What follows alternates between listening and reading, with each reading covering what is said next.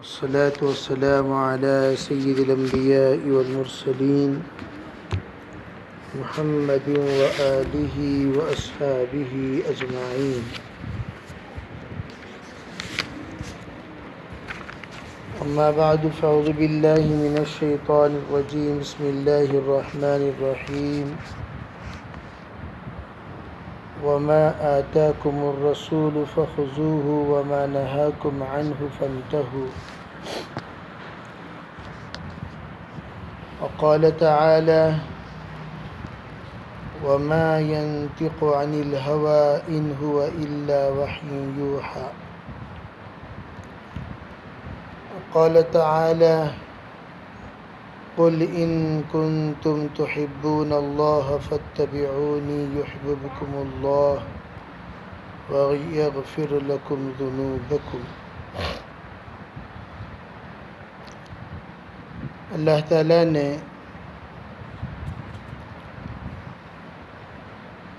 اپنے حبیب جناب رسول اللہ صلی اللہ علیہ وسلم کی اطاعت کا حکم فرمایا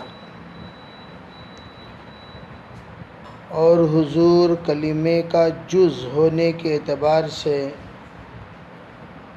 اللہ کا کوئی بھی حکم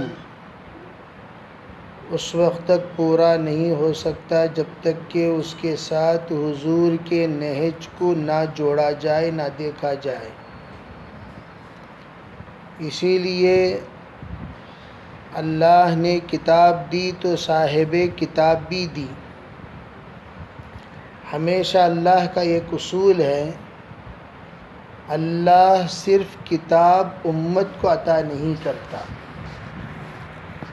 اس لیے کہ کتاب خالص کتاب یہ براہ راست سمجھنے کی نہیں ہوتی، بلکہ کتاب کے ساتھ کوئی نہ کوئی صاحب کتاب کا بھی ہونا ضروری ہے جو کتاب کو سمجھائے. کتاب کا منشا، کتاب کا مطلب، کتاب کا مقصد، کتاب کا نزول، کتاب میں لکھی ہوئی عبارتوں کا منشا، یہ جب تک سمجھایا نہیں جائے گا اس وقت تک کوئی بندہ کتاب کا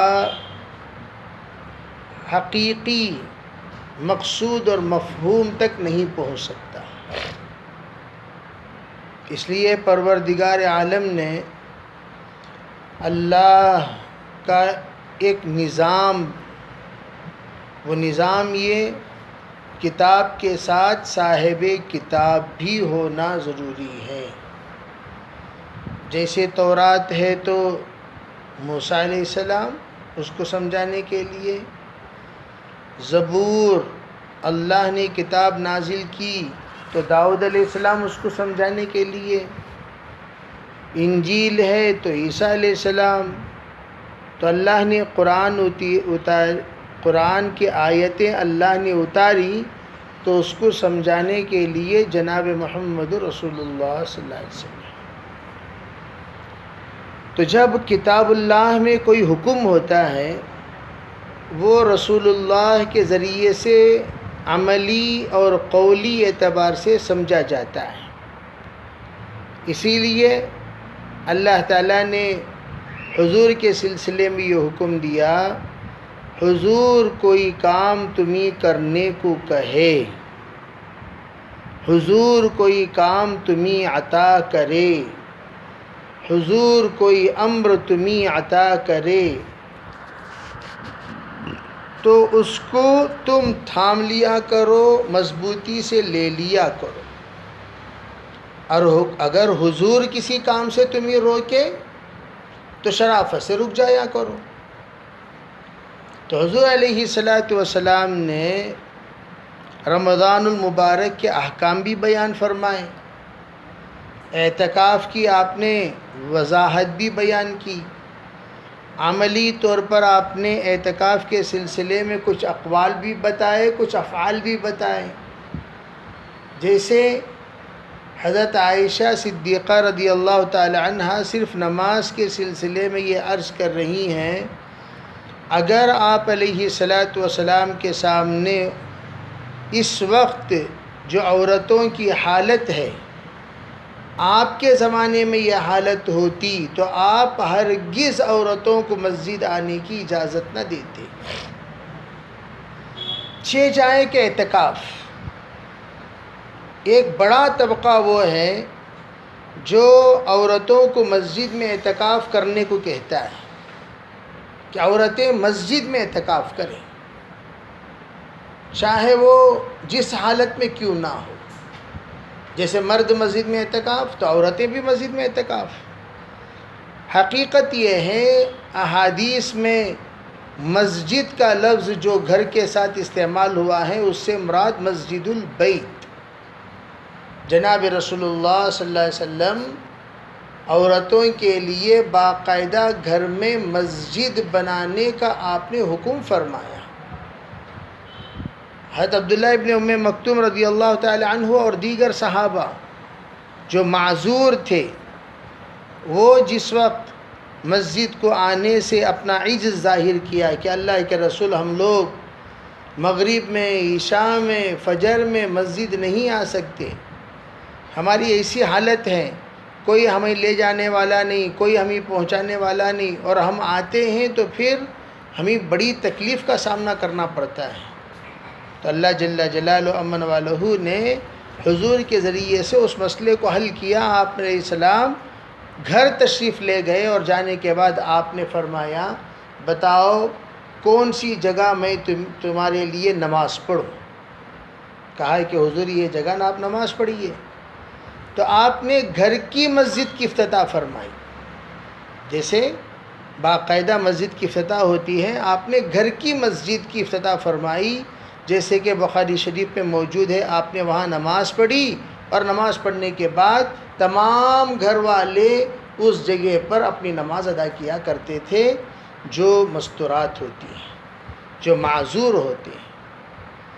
تو اس سے پتہ چلا کہ اعتکاف یہ مستورات کے لیے گھروں میں یہ ایسی عبادت ہے، گویا جہاں تک عورت نیت کرتی ہے وہاں تک وہ جگہ مسجد بن جاتی ہے، اور اس جگہ کا احترام کرنا چاہیے، قدر کرنی چاہیے، اس جگہ میں ہنگامہ نہیں کرنا چاہیے، اس جگہ کو پاک رکھنا چاہیے، اس جگہ کو گندگیوں سے، گناہ کی گندگیوں سے بھی، ظاہری گندگیوں سے بھی باقاعدہ صاف ستھرا رکھنا چاہیے۔ جیسے کہ حضرات فقہا فرماتے ہیں مسجد میں داخل ہوتے وقت جو اعتکاف کی دعا پڑھنے کو کہا گیا ہے، اسی طرح عورت جب باہر جائے اور اس جگہ کو آئے تو اعتکاف کی دعا پڑھتے ہوئے اندر داخل ہو۔ اور ایک ہے نیت عمومی، ایک ہے نیت خصوصی۔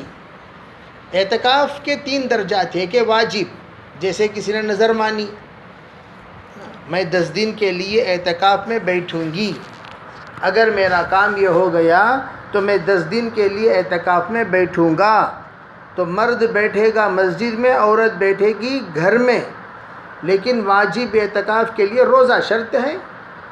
اسی طرح دوسرے نمبر کا اعتکاف ہے سنت موقدہ، جس کو ہم رمضان مبارک کے آخری عشرے کا اعتکاف کہتے ہیں، اس کے لیے بھی روزہ شرط ہے۔ تیسرا اعتکاف ہے یہ نفل والا اعتکاف، مستحب والا اعتکاف، اس کے لیے روزہ شرط نہیں ہے اور نہ ہی پورا دن ہونا شرط ہے، مختصر اوقات کے لیے بھی وہ اعتکاف ہو سکتا ہے، لیکن وہ عورتوں کے لیے نہیں ہے، اس لیے کہ عورتوں کے لیے گھر صرف اور صرف انہی اوقات میں اعتکاف کے لائق بنتے ہیں جن اوقات میں مسنون قرار دیا گیا۔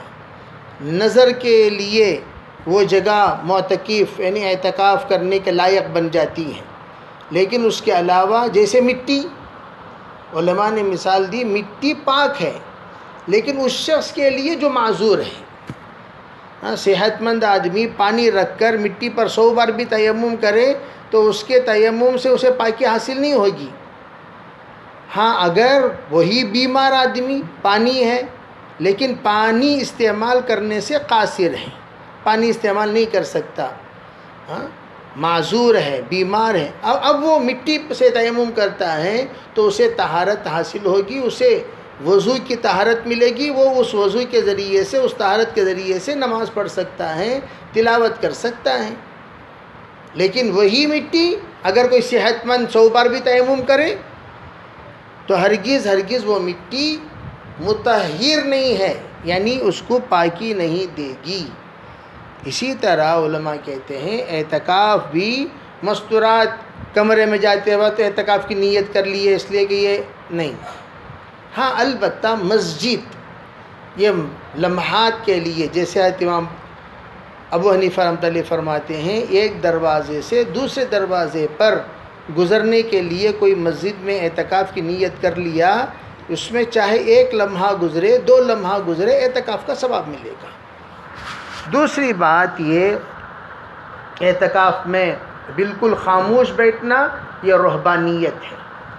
اعتکاف میں بالکل خاموش بیٹھنا، اللہ کے رسول صلی اللہ علیہ وسلم نے خالف الیہود والنصارى فرمایا، یہود و نصارہ کی تم مخالفت کیا کرو، یہود و نصارہ کی طرح تم عبادت مت کیا کرو۔ اسی طرح علماء یہ فرماتے ہیں یہود و نصارہ کے اعتکاف بالکل خاموش، لیکن اس طرح خاموش اعتکاف یہ مسنون اعتکاف نہیں ہے، ضروری باتیں کر سکتے ہیں، لیکن اس میں بھی ضروری باتوں میں بھی مختصر، جتنی باتیں مختصر ہو سکتی ہیں اتنی باتیں مختصر کریں۔ بالکل خاموش بیٹھنا بھی منع ہے، جیسے بعض لوگ اعتکاف میں بیٹھتے ہیں تو بات چیت ہی نہیں کرتے، لکھتے ہیں مجھے روٹی چاہیے، مجھے سالن چاہیے، مجھے پانی چاہیے، لکھتے ہیں۔ تو اس طرح لکھ کر اعتکاف کرنا یہ بھی منع ہے، بلکہ کرنا کیا چاہیے؟ بے اعتکاف میں آپ ضروری باتیں کر سکتے ہیں، جیسے نامحرم دیگر اوقات میں بھی منع ہے ان سے بات کرنا، اعتکاف میں بھی منع ہے۔ محرم سے اجازت ہے تو اعتکاف میں بھی اجازت ہے، لیکن گپ شپ نہیں کرنا، گئے بیٹھ گئے، جیسے عام طور پر گپ شپ کر رہے ہیں، مذاق کر رہے ہیں، دل لگی کر رہے ہیں، اعتکاف میں بیٹھ کر دل لگی کر رہے ہیں، تو اس سے اعتکاف کی حرمت میں حرف آتا ہے، اعتکاف کی حرمت میں فرق پڑتا ہے۔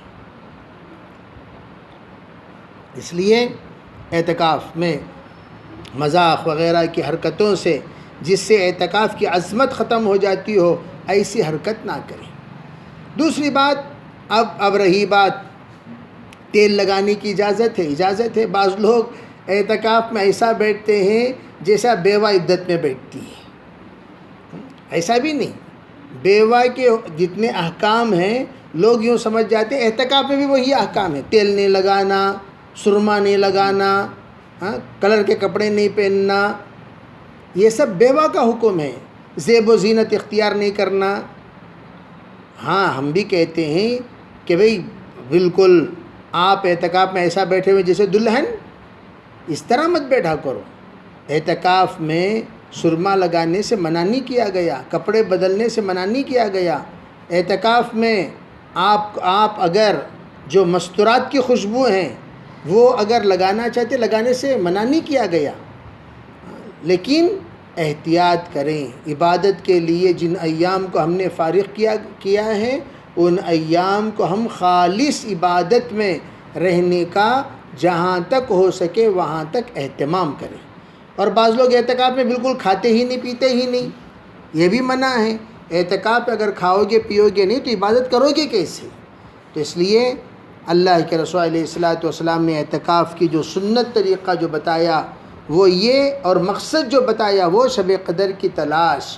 علماء کہتے ہیں کہ اعتکاف میں رہنے والے ہر شب کو اپنا شب قدر بنائیں، ہر شب کو اپنا شب قدر بنائیں، یعنی 10 دن اگر اعتکاف میں بیٹھ رہے ہیں، 10 دن جیسا شب قدر میں عبادت کرنی چاہیے 10 دن عبادت کریں۔